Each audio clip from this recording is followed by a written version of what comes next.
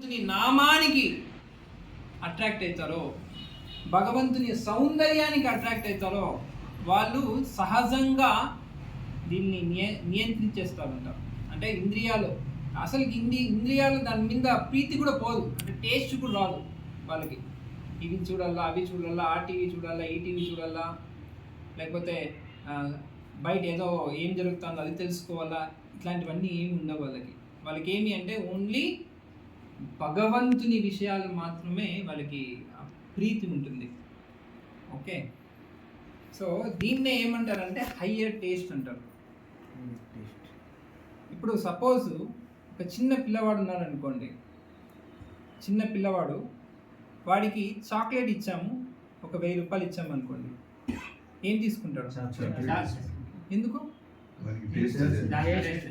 ఆ 1000 రూపాయల విలువ మనకి తెలుసు. ఓకే, చాక్లెట్ టేస్ట్ తెలుసు కాబట్టి దాన్ని మీరు మీ చిన్నపిల్లలే కదా, మీరేం తీసుకుంటారు?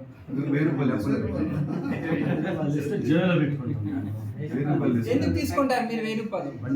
డబ్బులు తెలుసు కాబట్టి, డబ్బు అంటే మాకు ఇష్టం. ఎందుకు తీసుకుంటారు? 1000 రూపాయలు తీసుకుంటే అక్కడ చాక్లెట్ 100 వస్తాయి. అంటే మీరు మైండ్ ఉపయోగిస్తారు. అంటే 1000 రూపాయలు తీసుకుంటే మీకు ఇంకా ఉన్నతమైన ఆనందం వస్తుందని మీకు తెలుసు. ఆ పిల్లవాడికి ఏం తెలుసు? చాక్లెట్ తీసుకుంటే ఇంకా ఆనందం వస్తుందని వాడికి తెలుసు. సో మనం ఏం చేస్తాం అంటే దీనికోసం ఎత్తుకుతాం. ఇది పోతే అది, ఇది పోతే అది, ఇది పోతే అది.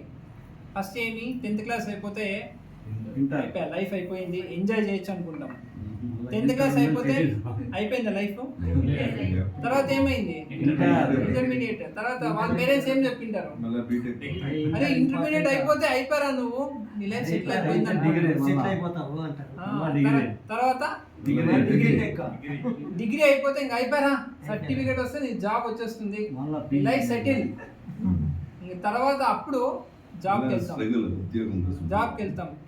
అప్పుడేమవుతుంది? అప్పుడే చెప్తాం, ఇప్పుడే రా నీ లైఫ్ స్టార్ట్ అయ్యింది అంటాం. వాడికి మెంటల్ వచ్చేసి ఉంటుంది, నేను ఇంకో ఏం చేశాను వాడి. తర్వాత ఇక్కడ నువ్వు జాబ్ చేస్తున్నావు కదా, ఇంక ఇప్పుడు ఏం చేయాలా? ఇంకా హయ్యర్ ఆనందాన్ని పొందాలా. ఇంకో 10 మందిని నువ్వు 10 మందిని కనెక్ట్ కాదులే కానీ తర్వాత ఏమవుతుంది? తర్వాత ఆనందం కాదు ఇంకేమవుతుంది?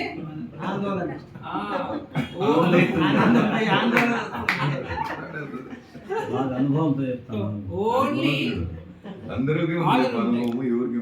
సో ఇది ఏమి అంటే, అందుకే భాగవతంలో ఒక చిన్న స్టోరీ చెప్తారు. ఏమి అంటే, ఒక చిన్న దీన్ని షీప్ ఏమంటారు?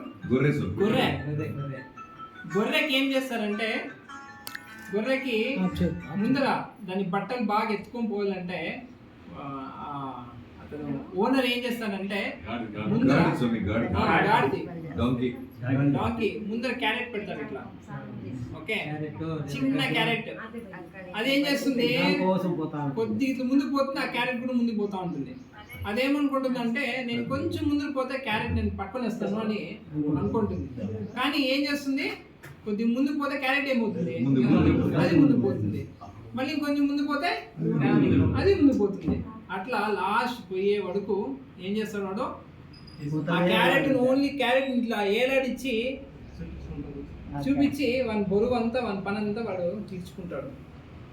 మనం కూడా ఏమంటారండి డాంకీని? మనం కూడా పెద్ద గాడిదలు. ఇది నేను చెప్పినది కాదు, స్వామి భగవద్గీతలో చెప్పిన మూఢ అని, రాస్కెల్స్. ఎందుకంటే చిన్న చిన్న ఆనందాల కోసం ఒక క్యారెట్, ఒక ఆకుకూర, తర్వాత చిన్న చిన్న అల్ప ఎంజాయ్మెంట్ కోసము మనం కూడా అంతే. ఇది సాధిస్తాము, తర్వాత మళ్ళీ నెక్స్ట్ ఇంకోటి, మళ్ళీ సాధిస్తాము, మళ్ళీ ఇంకోటి, మళ్ళీ సాధిస్తాం, ఇంకొకటి. అట్లా జీవితం మొత్తం అయిపోతుంది. లాస్ట్కి ఏమీ మిగలదు. లాస్ట్ ఏమైపోతుంది అంటే ఎక్కడికి పోతాం? మనము ఎక్కడికి పోతాం తెలియదు. మన బాడీ కూడా, మన శరీరం కూడా మనతో రాదు. ఇలా జీవిస్తున్నాం మనం ప్రజెంట్. గాడిదలకి మనకి ఇప్పుడుకి ఏం తేడా లేదు. ఎందుకంటే అది ఎట్లయితే దానికోసం ఆశపడిపోతా ఉందో మనం కూడా చిన్న చిన్న దానికోసము మనం కూడా ఆశతో పరిగెడతాం అట్లే.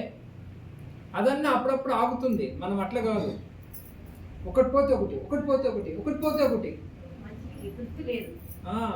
చూడండి మాతాజీ మీరుగా చెప్తాను, తృప్తి లేదు. ఎందుకంటే ఎందుకు తృప్తి లేదు అంటే వానికి అర్థమవుతానులే, ఆ గాడికి అర్థమవుతానులే. కొద్దిగా అల్ప గ్రాస్ అంటే గడ్డి కోసము వాడు పరిగెడతా ఓనర్ కొడతా అంటే బాగుంది అని పోతా ఉన్నాడు వాడు. కార్పొరేట్ కంపెనీస్లో అట్లే ఉన్నాయి. కొద్దిగా ప్రమోషన్ ఇస్తారు, మిమ్మల్ని ఎక్కువ కొడతారు, మళ్ళీ ఇంకో ప్రమోషన్ ఇస్తారు, ఇంకో ఎక్కువ కొడతారు. అర్థమేనా? అట్లే ఉంటుంది కార్పొరేట్లో. ఇదేమనుకుంటారంటే నేను రాజా అనుకుంటారు, కానీ కాదు, రాజు కాదు. రియల్గా ఏమి అంటే గులాబీ. సో వాడు ఏం చేస్తాడంటే బాగా నీకు కాఫీ, టీస్, తర్వాత స్నాక్స్ ఇవన్నీ పెడతా ఉంటాడు. ఆ గాడికి పెట్టినట్ల కొద్ది క్యారెట్. తెలివి ఉన్నవాడు ఏం చేస్తాడు, గడ్డి మొత్తం ఉంది, అర్థమేనా? ఆ చిన్న గడ్డి కోసము వాళ్ళ దగ్గర ఎందుకు పని చేయాలా? చూడండి, జీవితాంతం ఇట్లే మనం నాశనం చేసుకుంటున్నాం. పని చేయాలని కాదు, పని ఎంత చేయాలో అంతే చేయాల. మిగతా టైము మీకోసం. ఎందుకు ఈ ప్రపంచానికి వచ్చినాము? నిన్న ఒక 2 రోజుల కిందట ఒక ఆయన వచ్చాడు బెంగళూరుకి, 76 ఏళ్ళు ఆయనకి. ఎంత? 76 ఇయర్స్. కానీ మన ప్రభు కూడా చెప్పినట్లున్నాడు, ఆయన ఇంకా ఏం ఆలోచిస్తున్నాడంటే దేవనల్లి దగ్గర 100 ఎకరాలు కొనాలని ఆలోచిస్తున్నాడు.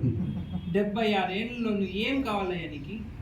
కోట్ల ఆస్తి ఉంది ఆయనకి, ఏం కావాలి చెప్పండి? డెవలప్మెంట్ చేయాలనుకున్నాడు. ఆయన డెవలప్ అయిపోతాం. సో మన లైఫ్ కూడా ఇంతే, చిన్న ఆనందాల కోసం, చిన్న దీనిల కోసం మన లైఫ్ నాశనం చేసుకుంటున్నాం.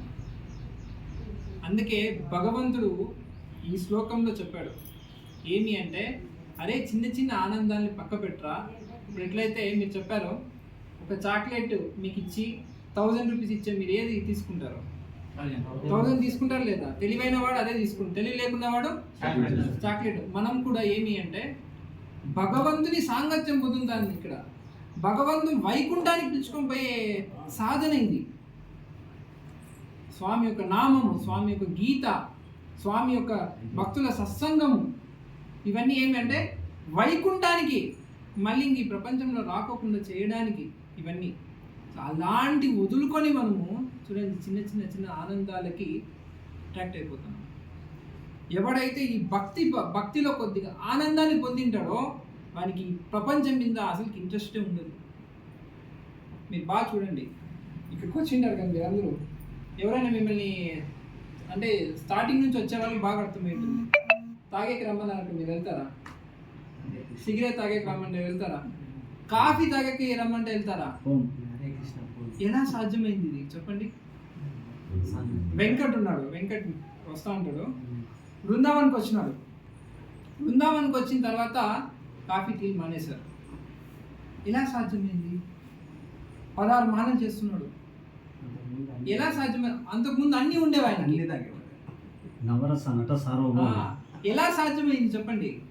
ఇదే, ఎప్పుడైతే భక్తిలో ఉంటామో, భక్తుల సాంగత్యంలో ఉంటామో, భగవంతుని నామం జపిస్తామో, ఆటోమేటిక్గా ఈ లోయర్ టేస్ట్, చపల సుఖ అంటారు. చపల సుఖ అంటే చపల అంటే వాష్రూమ్లోకి వెళ్తాం అనుకోండి, మనము అక్కడే ఉంటామా? మనం వెంటనే పని చేసుకొని వచ్చేస్తాము. ఇక్కడ ఈ లోకం కూడా అంతే. దీంట్లో అంతా ఏమి అంటే వాష్రూమ్ లాంటిది. ఇది భాగవతంలో పోలుస్తారు, దీన్ని వాష్రూమ్ లాగా పోలుస్తారు.